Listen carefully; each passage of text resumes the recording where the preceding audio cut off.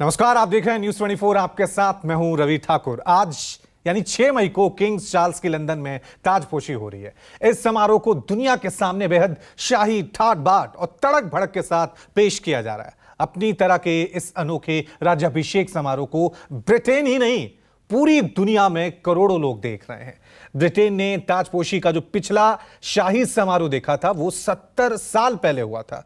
तब के मुकाबले अब की बार का जो मामला है वो बिल्कुल अलग है और किंग की ताजपोशी को लेकर लोगों में उत्सुकता है, क्योंकि इस दौरान किंग चार्ल्स एक मध्यकालीन शपथ रहे हैं। इस दिव्य और भव्य समारोह में दुनिया भर के लोग बुलाए गए हैं। भारत की तरफ से उपराष्ट्रपति जगदीप धनखड़ भी लंदन में मेहमान बने हैं। तस्वीरें हम आपको दिखा भी रहे हैं। कुछ देर बाद ही ये राज्याभिषेक, ताजपोशी शुरू हो जाएगी। ये वो ताज है जो आज किंग्स चार्ल्स के सिर पर सजेगा। 362 साल पुराना ये ताज है। लगभग 2.2 किलोग्राम इसका वजन है। इसमें दुनिया भर के कई बेशकीमती हीरे जवाहरात जड़े हैं। शुद्ध सोने का ये बना हुआ है। 444 बेशकीमती पत्थर, हीरे जवाहरात इसमें जड़े हुए हैं और उसकी कीमत जो बताई जाती है इस ताज की वो 475 करोड़ रुपए बताई जाती है। ठीक 3:30 बजे यह राज्याभिषेक शुरू होगा। इस पर लगातार हमारी विशेष कवरेज, खास पेशकश लगातार जारी रहेगी। तमाम मेहमान हमारे साथ जुड़े हुए हैं, उनके साथ भी चर्चा करेंगे। हमारे साथ फॉर्मर डिप्लोमेट अचल मल्होत्रा बने हुए हैं, बीबीसी के एक्स सीनियर जर्नलिस्ट विजय राणा बने हुए हैं और साथ में हमारे डिप्टी एडिटर संजीव त्रिवेदी भी हमारे साथ बने हुए हैं। सबसे पहले संजीव, आपकी तरफ ही मैं रुक कर लेता हूं। थोड़ा दर्शकों को बताएं कि कितने बजे ये समारोह शुरू होने जा रहा है और क्या कार्यक्रम आगे होने वाले हैं, पूरी प्रक्रिया किस तरह से होने वाली है। देखिए, इस वक्त जब मैं आपसे बात कर रहा हूं तो किंग चार्ल्स III और क्वीन कैमिला ये दोनों शाही सवारी में सवार होकर बकिंघम पैलेस से वेस्टमिनिस्टर एबी की तरफ जा रहे हैं। ये फासला 2 किलोमीटर के आसपास का बताया जाता है और ये शाही सवारी, शाही जुलूस है जिसमें कि प्रथा के अनुसार बकिंघम पैलेस से वेस्टमिनिस्टर एबी जाते हैं और वेस्टमिनिस्टर एबी जो है वहीं पर राज्याभिषेक होता है। और ये परंपरा 1066 से यानी कि 1000 साल से भी ज्यादा पूर्व से चली आ रही है और इस प्रक्रिया को वहां अंजाम देने के लिए सारी तैयारियां पूरी हो चुकी हैं। कुछ देर में दोनों पहुंच जाएंगे वेस्टमिनिस्टर एबी, जहां पर इस वक्त गणमान्य अतिथि पूरी दुनिया से करीब 2300 मौजूद हैं। हमारे उपराष्ट्रपति जगदीप धनखड़ साहब अपनी पत्नी के साथ वहां मौजूद हैं और जो ब्रिटेन है उसके तो सभी बड़े जितने रॉयल्टी हैं, फॉर्मर प्राइम मिनिस्टर्स हैं, वो वहां मौजूद हैं। जिल बाइडेन जो कि प्रेसिडेंट बाइडेन की पत्नी हैं, अमेरिका से वो पहुंची हैं। इमैनुअल मैक्रो अपनी पत्नी के साथ वहां मौजूद हैं। दुनिया भर के बड़े बड़े लोग वहां मौजूद हैं। जो प्रक्रिया है वो ऐसे रहेगी कि बकिंघम पैलेस से जब ये शाही सवारी पहुंचेगी वेस्टमिनिस्टर एबी तो वहां पर कोरोनेशन समारोह होगा। अमूमन ये कोरोनेशन, राज्याभिषेक बहुत लंबा चला करता था, लेकिन इस बार इसे छोटा किया गया है। विशेष बात यह है कि 7 दशकों के बाद, जैसा कि आपने बताया भी, ये राज्याभिषेक हो रहा है और एक और खास बात कही जा रही है कि कोई किंग, 7 दशक पहले क्वीन का राज्याभिषेक हुआ था, किसी किंग का राज्याभिषेक तो 1937 के बाद पहली दफा हो रहा है। किंग चार्ल्स III जो राजा बनने जा रहे हैं और ऐसे में वहां पर जो विधिवत तैयारियां हैं वो जबरदस्त। पूरा ब्रिटेन ऐसा लगता है कि आज की तारीख में सब कुछ दिल थाम करके वेस्टमिनिस्टर एबी की तरफ निगाहें हैं। वहां कोरोनेशन होगा और नई बात यह देखने को आएगी कि सर्वधर्म के लोग वहां पर अपने अपने धर्मों का गायन करेंगे और इस तरह से पहले केवल क्रिश्चियनिटी को ये रुतबा हासिल था, लेकिन इस बार क्योंकि अब ब्रिटिश पार्लियामेंट में हर धर्म के लोग वहां नुमाइंदगी करते हैं तो ऐसी व्यवस्था की गई है कि सब धर्म के जो लोग हैं और उनके जो पुरोहित हैं वो वहां मौजूद होंगे और किंग के लिए वो गायन करेंगे और अपने ईश्वर से प्रार्थना करेंगे। और उसके बाद जब कोरोनेशन कंप्लीट हो जाएगा तो फिर उसी तरह से शाही सवारी निकलेगी वेस्टमिनिस्टर एबी से और वहां से वो पहुंचेंगे बकिंघम पैलेस वापस। तो ये पूरी प्रक्रिया है। 2 घंटे की प्रक्रिया बताई जा रही है कि अभी से होगी। इस बार शॉर्ट कर दिया गया है, बहुत लंबी प्रक्रिया होती थी और सब कुछ बहुत उत्साह के साथ किया जा रहा है। जी ठीक है, तो संजीव त्रिवेदी बता रहे थे कि किस तरह से पूरा कार्यक्रम ये रहने वाला है। बकिंगम पैलेस से ये कार्यक्रम शुरू होगा, वहां से एबे चर्च जाएंगे, किंग चार्ल्स, वहां पे तमाम परंपराओं के मुताबिक ये ताजपोशी वहां पे होगी। अचल मल्होत्रा फॉर्मर डिप्लोमेट हमारे साथ बने हुए। मल्होत्रा साहब, आपसे जानना चाहूंगा, क्योंकि भारत से अगर इस समारोह को देखें कि हो सकता है एक बड़ा फंक्शन हो, कोई कार्यक्रम है, समारोह है जिसे भव्य है, लेकिन भारत के नजरिए से, दुनिया के नजरिए से इस राज्याभिषेक को कैसे देखा जाना चाहिए एक ऐसे वक्त में जब हर जगह डेमोक्रेटिक सिस्टम की बात होती है, लोकतंत्र की बात होती है और राजशाही जो इतिहास बन चुका है वो ब्रिटेन में आज भी जिंदा है। उसे किस तरह से देखते हैं आप? इस कार्यक्रम को क्या मायने माने? जी हाँ रवि, आपने बहुत ही अहम सवाल उठाया। इनफैक्ट ये डायकोटॉमी है। आप समझ लीजिए कि ब्रिटिश जो अपने आप को दुनिया की सबसे बड़ी मदर ऑफ डेमोक्रेसीज कहता है, वहाँ पे आप एक फंक्शनिंग आपकी मोनार्की है और इतने तड़क भड़क से रहती है। और इनफैक्ट आप जब ये कोरोनेशन सेरेमनी हो रही है तो लंदन में कुछ प्रोटेस्ट मूवमेंट्स भी हो रही हैं इसके एंटी मोनार्की। लेकिन at the same time at the end of the day ये सिस्टम होना चाहिए या नहीं होना चाहिए, ये प्राइमरली मुझे लगता है कि ब्रिटिशर्स का खुद का डिसीजन है, उन्हें मोनार्की चाहिए या नहीं चाहिए। हम उनके किसी भी सिस्टम पे ऊपर कमेंट करें तो मुझे लगता है ठीक नहीं है। हाँ, आप ये कह सकते हैं कि महंगाई का दौर है, रिसेशन का दौर है, क्या इसमें ये सब इतनी पांपन शो होना चाहिए या नहीं होना चाहिए। लेकिन ब्रिटिशर्स की जनता अगर इसको एक्सेप्ट कर रही है, और जहां तक हमारा भी सवाल है तो देखा जाए तो आप कहेंगे कि हम तो कॉलोनियल ये मास्टर्स से हमारे, तो फिर हम कॉलोनियल मास्टर्स के साथ इतने अच्छे संबंध क्यों बना, हमारे वाइस प्रेसिडेंट क्यों गए रिप्रेजेंट हो रहे हैं। तो ये डिसीजन तो हमने 1947 में शायद ले लिया था कि कॉलोनियल जो हमारी रिलेशनशिप खत्म होने के बाद कि हम जो हमारा पार्टिंग है, we will part on a positive note. और जैसे ही हमने कॉमनवेल्थ डिसाइड किया कि हम कॉमनवेल्थ के मेंबर बनेंगे तो हमने अपना ये इंडिकेट कर दिया कि हमारा एटीट्यूड क्या रहेगा।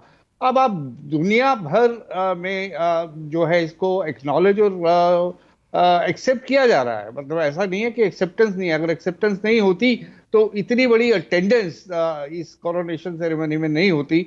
बहरहाल ये सवाल बहुत अहम है अपने आप में कि अब मोनार्की की रेलेवेंस है या नहीं है।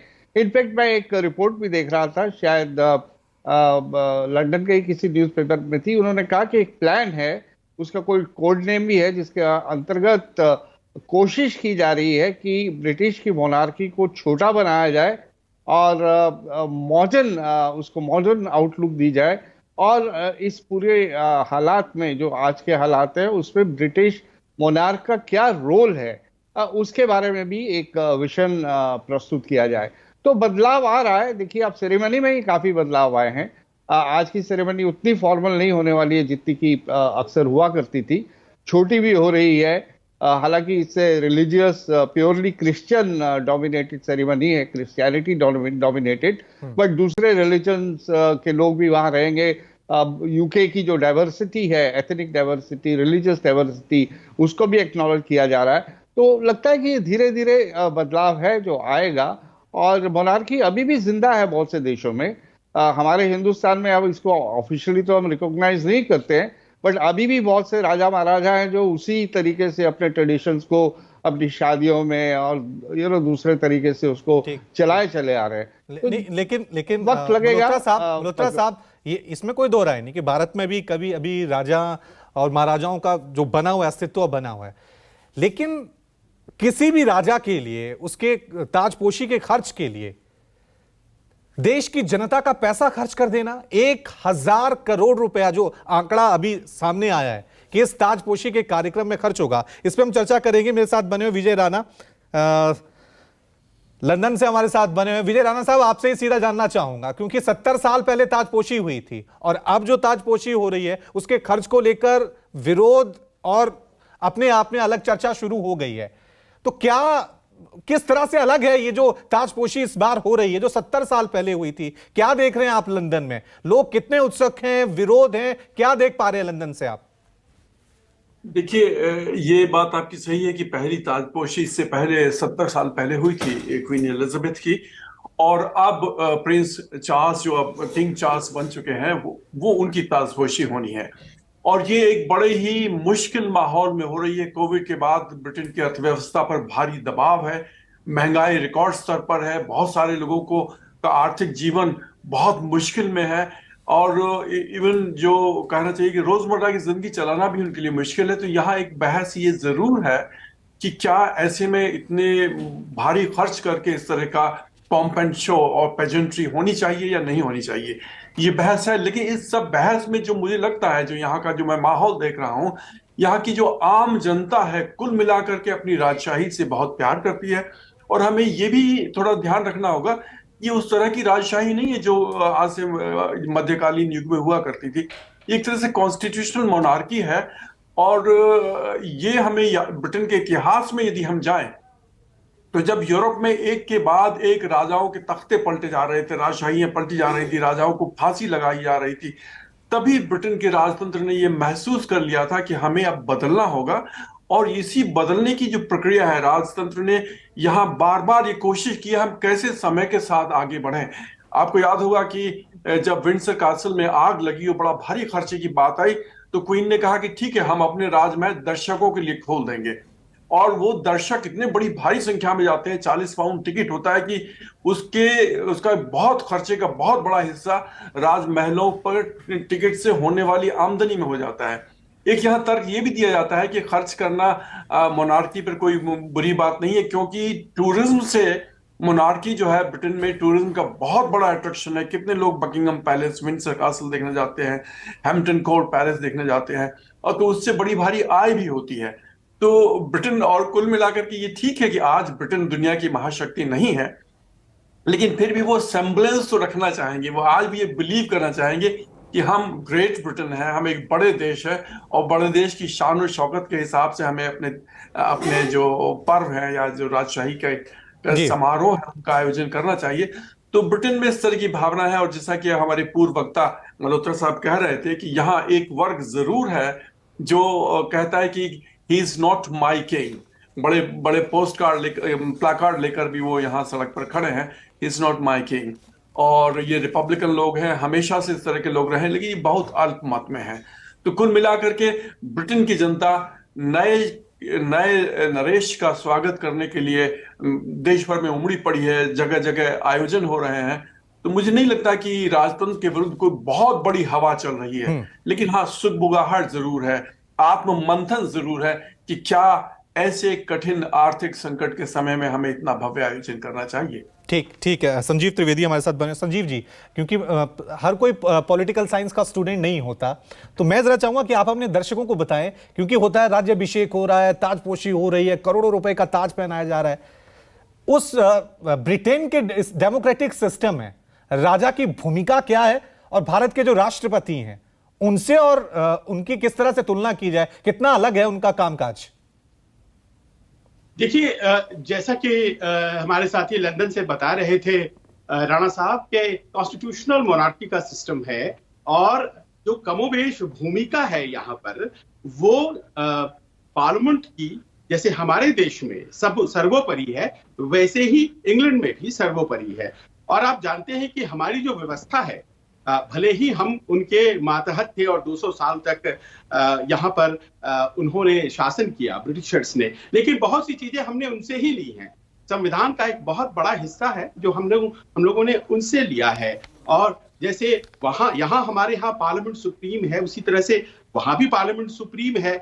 जो चुनाव होकर के प्रतिनिधि, जनप्रतिनिधि संसद पहुंचते हैं, लॉ मेकर्स वही कानून बनाते हैं। वहां भी एक ऊपरी सदन है। ऊपरी सदन की ताकत जो है वो थोड़ी कम होती है निचले सदन से, हमारे यहाँ भी व्यवस्था है। और जहां तक राजा का सवाल है, कमोबेश वो राष्ट्रपति की तरह ही है।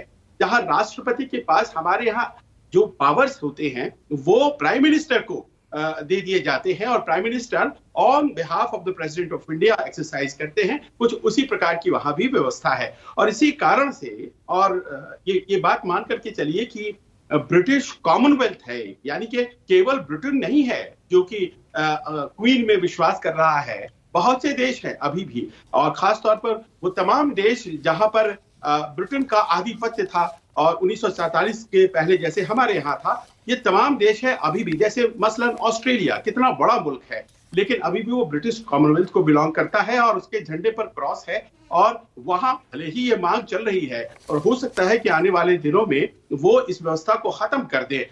जमैका में भी इसी तरह से एक रेफरेंडम होने वाला है और वहां भी मांग चल रही है कि आप ये किंग और क्वीन वाली व्यवस्था खत्म कीजिए, अब हम ग्रेट ब्रिटेन के अंदर नहीं है। लेकिन यहाँ इंग्लैंड में तो कम से कम, और खासतौर पर इंग्लैंड में आप ग्रेट ब्रिटेन कह लीजिए, क्योंकि वहां पर भी वो जो चार हैं उनके बीच भी तनातनी चलती रहती है और ऐसे में अलग होना चाहता है स्कॉटलैंड, आयरलैंड, वेल्स, सब वहां पर एक सूत्र में अगर बंधे हुए हैं। तो बहुत बड़ी इसमें भूमिका जो है वो मोनार्की की है, और मोनार्की जो है वहां आज की तारीख को कुछ पुराने जमाने के रजवाड़ों की तरह नहीं होते हैं कि उनका मनमानी चलता है। वो बड़े ही शालीन हैं और अपने आप को उदाहरण के तौर पर देश की जनता के सामने पेश करते हैं कि किस तरह से एक समाज में एक लीडर होना चाहिए। अब यह अलग बात है कि किंग चार्ल्स की जो अपनी व्यक्तिगत छवि है, वो जो ट्रेडिशन रहा है राजाओं का, उस पर कितना खड़ा उतरती है। बहुत से लोगों को शिकायत हो सकती है, और नॉट माई किंग वाला जो एक छोटा सा मूवमेंट चल रहा है जिसके बारे में राणा साहब बता रहे थे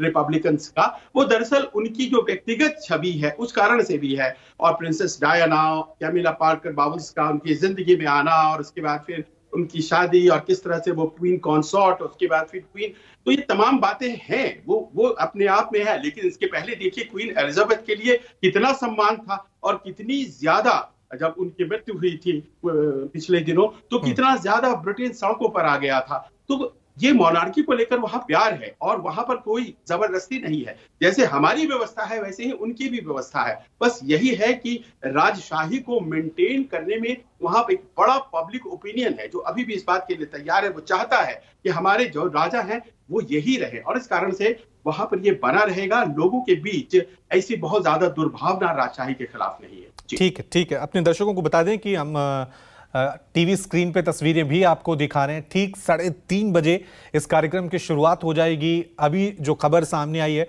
उसके मुताबिक बकिंगम पैलेस से किंग चार्ल्स और क्वीन कैमिला रवाना हो चुके हैं चर्च एबे के लिए, जहां पर ये तमाम विधि विधान परंपराएं, देखिए वहां पे बग्गी उनकी पहुंच गई है। ये सीधे तस्वीरें लंदन से हम आपको दिखा भी रहे हैं। थोड़ी देर बाद ही ये कार्यक्रम शुरू हो जाएगा। संजीव त्रिवेदी बता चुके हैं कि किस तरह से आगे 1 बाय 1 स्टेप क्या होने वाले हैं इस पूरे कार्यक्रम में। लगभग 2 से ढाई घंटे का ये कार्यक्रम 5000 सैनिकों के काफिले के साथ किंग चार्ल्स जो हैं वो निकल चुके हैं ताजपोशी के लिए। कितनी भव्य होगी, पूरी दुनिया की निगाहें, इंटरनेशनल मीडिया की निगाहें इस समारोह पे टिकी हुई हैं। हम भी आप तक हर एक तस्वीर, हर एक खबर सबसे पहले पहुंचाएंगे। अचल मल्होत्रा साहब हमारे साथ बने हुए हैं। मल्होत्रा साहब, जिस तरह से हम चर्चा कर रहे हैं कि राजशाही है इंग्लैंड में, लेकिन उसकी उतनी पावर नहीं है जैसे भारत में राष्ट्रपति की भूमिका होती है। लेकिन फिर भी हमने देखा है कि किंग और क्वीन जो ब्रिटेन के होते हैं अलग अलग देशों में जाते हैं, उसका भी प्रभाव जो रिश्ते होते हैं दो देशों के बीच उन पर पड़ता है। तो किंग चार्ल्स की ताजपोशी भारत के नजरिए से एज ए डिप्लोमेट आप किस तरह से देख रहे हैं? देखिए, at the end of the day हमारा जो यूके के साथ रिलेशन है वो तो हम उनकी जो इलेक्टेड पार्लियामेंट है उसी के पॉइंट ऑफ व्यू से देखते हैं। हमारे लिए वो सेरेमोनियल हेड है और जो कुछ भी है वो सेरेमोनियल है। और मुझे नहीं लगता कि भारत और यूके के बीच के संबंधों में प्रिंस ये किंग चार्ल्स किसी भी तरह से कोई इन्फ्लुएंस कर सकते हैं, क्योंकि एक सेरेमोनियल हेड जरूर हैं वहाँ के। फर्क हमारे प्रेसिडेंट अपना संजीव जी ने अभी बहुत ही बारीकी से बताया था कि भारत के राष्ट्रपति और वहाँ के किंग के बीच, मोनार्क के बीच में क्या समानताएं हैं और क्या अलग अलग बातें हैं। तो उसमें एक चीज मैं ऐड कर दूं कि हमारे यहाँ प्रेसिडेंट इलेक्टेड हैं, वहाँ मोनार्की है, वहाँ हायरार्की और सक्सेशन से बनते हैं। तो एक बहुत क्वालिटेटिव डिफरेंस है। पूरी दुनिया में इस बात को माना जाता है कि ये सिंबॉलिक कॉन्स्टिट्यूशनल मोनार्की के हेड हैं। लेकिन मुझे नहीं लगता कि वो यूके की पॉलिसीज भारत को लेकर या भारत के यूके के साथ संबंधों में प्रिंस ये किंग चार्ल्स के माध्यम से हमें इसे इन्फ्लुएंस किया जा सकता है या किंग चार्ल्स के चलते हुए इनमें कोई बदलाव आएगा। Over to you Ravi. ठीक है विजय साहब, मैं आपसे जानना चाहूंगा क्योंकि हमारे दर्शक उनकी भी एक उत्सुकता होती है कि किस तरह से ताजपोशी होगी। जो ये जो ताज है और जिस तरह से ताजपोशी होगा, उसके बाद कहा जा रहा है कि ये जो पवित्र तेल होगा उसको 1200 साल पुराने चम्मच से यह पूरा कार्यक्रम होगा, ये मैं आपसे जानूंगा। लेकिन एक छोटा सा ब्रेक ले रहे हैं, फौरन हाजिर होंगे। देखते रहिए न्यूज़ 24। तो ये सीधे तस्वीरें हम आपको दिखा रहे हैं ब्रिटेन से। विशेष कवरेज लगातार जारी है। हमारी शाही अभिषेक, ताजपोशी, वहां पे ये कार्यक्रम शुरू हो चुका है।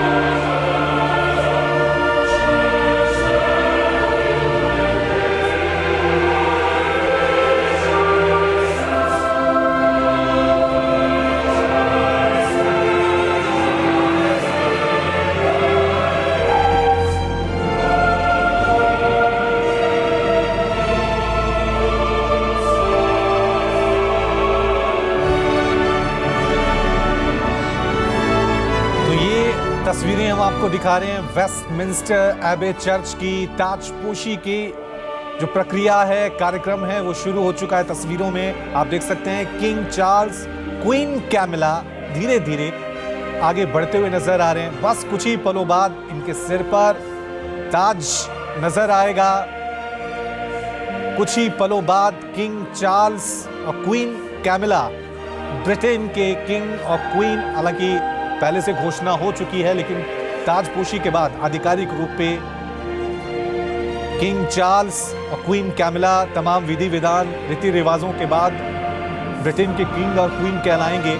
तमाम मेहमान भी हमारे साथ बने हुए हैं। उनके साथ भी हम चर्चा करें। मेरे साथ मेरे सहयोगी दिव्या भी बनी हुई है। हर एक तस्वीर हम आप तक पहुंचा रहे हैं, किस तरह से म्यूजिक वहां पे सुनाई दे रहा है, तमाम लोग वहां पे मौजूद हैं, परंपराएं शुरू हो चुकी हैं। सीधा रुख करते हैं मेरे सहयोगी संजीव त्रिवेदी का। संजीव, जो तस्वीरें नजर आ रही हैं काफी भव्य, वाकई में ऐसा लग रहा है कि हम मध्यकालीन टाइम में पहुंच गए हैं, जहां राजाओं की ताजपोशी हो रही है। यहाँ ये हम सबके लिए भी एक बड़ी उत्सुकता और ऐतिहासिक क्षण है, क्योंकि हमारे पीढ़ी में तो इस तरह की तस्वीरें कभी देखी नहीं थी। अब देखिए, जो ये है वेस्टमिंस्टर एबी, यहाँ पर विधिवत तौर पर उन्हें देश के कानून और जो परंपरा है, शाही परंपरा, उसके अनुसार शपथ दिलाई जाएगी। और ये जो शपथ दिलाई जाएगी उसमें यरूशलेम से लाया हुआ पवित्र तेल होता है, जिससे उनका अभिषेक किया जाएगा। और फिर उनको रॉयल जूल्स होती है, रॉयल जूल्स पहनाएंगे कैंटरबरी के आर्क बिशप, और वो उन्हें पहनाते के साथ वो वहां के महाराज हो जाएंगे। आज क्यों ऐसा हो रहा है, जबकि ये तो घोषणा पहले भी हो गई? तो उसका जवाब यही है कि आज ही उन्हें वो रॉयल जूल पहनाया जाएगा। और देखिए, उसके बाद कुछ और प्रक्रियाएं होंगी। आज जैसे ही वो राजा बनेंगे, उसके बाद वहां जो प्रिंस होंगे, यानी कि जो एयर अपरेंट होते हैं, वो उनके बड़े बेटे प्रिंस विलियम हो जाएंगे। तो प्रिंस विलियम की भी अपनी एक यहाँ पर भूमिका होगी। वो उनके सामने घुटने टेक करके अपने राजा के प्रति वफादारी की कसम खाएंगे, प्रिंस विलियम। और प्रिंस विलियम के बेटे की भी एक भूमिका होगी, यानी कि किंग चार्ल्स के पोते की भी एक भूमिका होगी। क्योंकि जो सक्सेशन का लाइन होता है, वंशावली जो होती है, उसमें सबको रिकॉग्नाइज करने का ये दिन भी होता है। आप जानते हैं, प्रिंस विलियम और प्रिंस हैरी दो लड़के हैं प्रिंस चार्ल्स के, लेकिन हैरी की कोई भूमिका नहीं है। जैसे प्रिंस एंड्रू भाई है प्रिंस चार्ल्स के, उनकी कोई भूमिका नहीं है, वो मौजूद है वहां पर। लेकिन उसी तरह से प्रिंस हैरी भी वहां मौजूद होंगे, लेकिन प्रिंस विलियम ही वहां जाके घुटने टेक करके वफादारी की कसम खाएंगे। और उसके बाद एक गोल्डन काउच होगा, जिसमें विशेष तौर पर, अब चूंकि वो गोल्डन जूल्स पहन चुके हैं, तो उस बग्घी में, जिस बग्घी में गए हैं, उसमें नहीं लौटेंगे। वो गोल्डन स्टेट काउच होगा, जिसमें कि वो लौट करके बकिंगम पैलेस आएंगे। उनकी बहन पीछे पीछे चलेंगी, क्योंकि राजा को यह अधिकार होता है कि अपने ठीक पीछे किन्हें वो साथ चलने के लिए कहते हैं। तो ये परंपरा रही है। और जो एनी चार्ल्स, यानी कि प्रिंस चार्ल्स की अपनी बहन है, एक भाई उनके एंड्रू हैं और बहन, वो पीछे पीछे चलेंगे। तो ये विधिवत प्रक्रिया जो है वो संपन्न अगले 1 घंटे में होगी। अभी हम देख रहे हैं कि उन्हें रॉयल जूल्स पहनाने की तैयारी हो रही है। बिल्कुल, काफी भव्य और शानदार तस्वीरें हैं। विजय राणा भी हमारे साथ बने हुए हैं, सीनियर जर्नलिस्ट हैं बीबीसी के। राणा साहब, आपसे जानना चाहूंगा, ब्रेक से पहले मैंने आपसे सवाल पूछा था कि तो ब्रिटेन परंपराओं को लेकर बहुत कट्टर है। कहा जाता है कि परंपराओं को कभी ब्रिटेन के लोग भूलते नहीं है, और ये भी है कि संविधान उनका लिखित नहीं है, ये राजाभिषेक। तो परंपराओं को लेकर ब्रिटेन में इस तरह से ईमानदारी कैसे है? और एक सवाल मैंने आपसे पूछा था कि जो चम्मच है 1200 साल पुरानी है, उसको लेकर क्या अपडेट्स, जानकारी आपके पास? जी, आपका बड़ा रोचक सवाल है कि परंपराओं का इतनी निष्ठा के साथ क्यों पालन किया जाता है ब्रिटेन में। देखिए, जो लिबरल और प्रोग्रेसिव सोसाइटीज होती हैं, वो कभी उनकी जो प्रगति है, वो कभी परंपराओं के मूल्य पर, अपनी सभ्यता और संस्कृति के मूल्य पर नहीं होती। आप जापान का उदाहरण ले लीजिए या ब्रिटेन का उदाहरण ले लीजिए, और भी कई देश इस तरह के हैं जो अपनी परंपराओं का भी संपूर्ण निष्ठा के साथ पालन करते हैं। प्रगतिवाद का और प्रगति का और आधुनिकता का मतलब ये नहीं है कि हम अपनी सभ्यता और संस्कृति को भूल जाएं। तो ब्रिटेन की एक कहना चाहिए कि एक बड़ी इन्फॉर्म्ड चॉइस है कि ये पिछली शताब्दी में क्रांतियां जब हुई सारे यूरोप में, फ्रांस में तो राजा को फांसी चढ़ा दिया गया, यही रूस में भी हुआ। तो वहां सब उस समय जो ब्रिटेन के कहना चाहिए, जो यहाँ पर प्राइम मिनिस्टर्स हुआ करते थे, सर रॉबर्ट पील 1848 के आसपास थे, या उसके बाद भी ग्लैडस्टन, डिज़रायली खासतौर से, वो अपनी परंपराओं के कीमत पर आधुनिकता का पालन नहीं करना चाहते थे, लेकिन आधुनिकता से पीछे भी नहीं हटते थे। प्रिंस चार्ल्स उसी परंपरा को अभिव्यक्त करते हैं। बड़ी रोचक बात यह है कि आज जो तेल उनको सेरेमोनियल ऑयल जो लगाया जाएगा, क्योंकि प्रिंस चार्ल्स भी काफी एनवायरमेंटल और सबके, उनका उसमें कोई एनिमल प्रोडक्ट नहीं होगा, ये उनकी विशेष इच्छा थी। और समझाया जाता है कि वो जो तेल है वो ऑरेंज फ्लावर्स, रोजेस, जैस्मीन और सिनेमन को मिलाकर के बनाया गया है। तो ये एक कहना चाहिए कि भारत के लिए, खासतौर से भारत में एक सबक लेने की बात है कि हमारी परंपराएं हमारी आधुनिकता के मार्ग में रोड़ा नहीं बननी चाहिए। और प्रिंस चार्ल्स की अभिव्यक्ति बार बार करते हैं, वो योगा में यकीन करते हैं, वो एनवायरनमेंट के बहुत बड़े समर्थक भी हैं। कई बार तो उन्होंने जिस तरह की बातें कही उसको लेकर के राजनीतिक विवाद भी उठ खड़े हुए हैं और इस तरह की आशंकाएं भी व्यक्त की गई हैं, कहीं ये राजनीतिक दखलंदाजी तो नहीं करेंगे, क्योंकि क्वीन तो किसी भी आधुनिक मुद्दे पर, समसामयिक मुद्दे पर कभी कोई अपनी राय जाहिर नहीं करती थी। लेकिन ये होम्योपैथी हो, योगा हो, वेजिटेरियनिज्म हो, एनवायरमेंटल प्रोटेक्शन हो, ऐसे विषयों पर ही अक्सर बोलते रहते हैं, जिसको लेकर के कभी कभी थोड़े बहुत विवाद भी हो जाते हैं। लेकिन आप ठीक है विजय साहब, थोड़ी सी तस्वीरें अपने दर्शकों को दिखा देते हैं। ताजपोशी की, राज्याभिषेक की ये शाही भव्य तस्वीरें सीधे लंदन के वेस्टमिंस्टर एबे चर्च से आप देख रहे हैं। और वाकई में ऐसा लग रहा है जैसे मध्यकालीन युग में पहुंच गए हैं, जब राजा महाराजाओं बादशाहों का युग था। और एक इंटरेस्टिंग फैक्ट और है इसमें कि ये जो हम कुछ स्टूडेंट्स को देख रहे हैं, रेड गाउन उन्होंने वेयर किया हुआ है, वो स्टूडेंट्स जो हैं वो बताया जा रहा है कि वेस्टमिंस्टर स्कूल के हैं और वो जो छात्र हैं जिन्हें छात्रवृत्ति मिलती है, यानी कि अपनी स्कॉलरशिप की वजह से वो यहाँ तक पहुंचे और खास तौर पे उन्हें आज इस कार्यक्रम का हिस्सा बनाया गया है। तो ये बहुत एक इंटरेस्टिंग फैक्ट दिख रहा है, क्योंकि बहुत ही खूबसूरती से ये वेस्टमिंस्टर एबे चर्च से, जहां पर ताजपोशी का जो पहला स्टेप है वो पूरा हो चुका है। इस पहले स्टेप के तौर पे किंग चार्ल्स को पूरी दुनिया के सामने किंग के तौर पे पेश किया गया। सिंहासन के सामने किंग चार्ल्स खड़े हुए देखिए, और यहां पे अब ये घोषणा हो रही है, आर्क बिशप जो है वो